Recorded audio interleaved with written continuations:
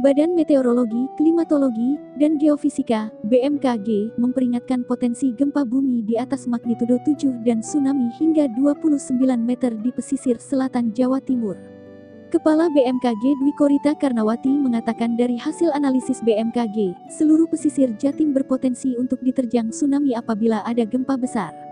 Hasil analisis kami untuk wilayah Jatim, seluruh pesisir itu potensinya tinggi maksimum 26-29 meter di Kabupaten Trenggalek itu tinggi maksimum.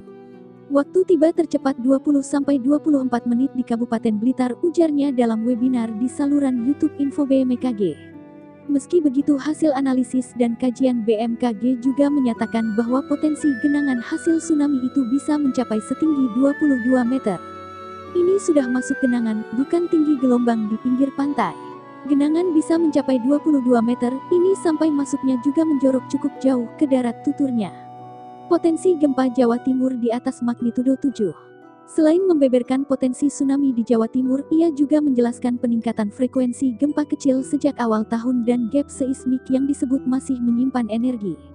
BMKG telah mengamati dan menganalisis fenomena gempa bumi yang meningkat di Jawa Timur beberapa waktu terakhir. Dari hasil analisis itu, Jatim mengalami peningkatan jumlah gempa-gempa berkekuatan kecil. Sejak awal tahun kami survei.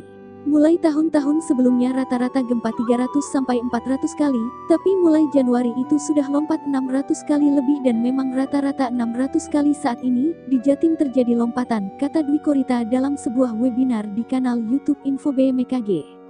Ia menjelaskan pihaknya telah menyusuri pantai mulai Jatim sampai Selat Sunda untuk mengecek yang dikhawatirkan berpotensi terjadi gempa-gempa magnitudo di atas 7. Ia juga membeberkan potensi dan skenario terburuk magnitudo 8,7 ini bisa membangkitkan tsunami. Dari hasil analisis dan kajian tersebut, kata dia, difungsikan untuk mengecek kesiapan aparat dan pemerintah daerah dalam menanggapi potensi bencana, serta untuk menyiapkan sarana dan prasarana untuk lokasi evakuasi apabila terjadi tsunami. Dwi Korita menjelaskan, gempa-gempa kecil yang kerap mengguncang Jatim merupakan alarm bagi semua pihak.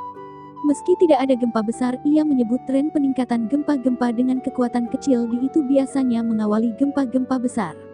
Di selatan Jatim, dari sekian ratus kejadian gempa sejak 2008, kelihatan ada zona yang kosong, tidak ada titik-titik pusat gempanya. Zona-zona yang kosong ini dari yang dikatakan sebagai seismic gap yang dikhawatirkan, tuturnya.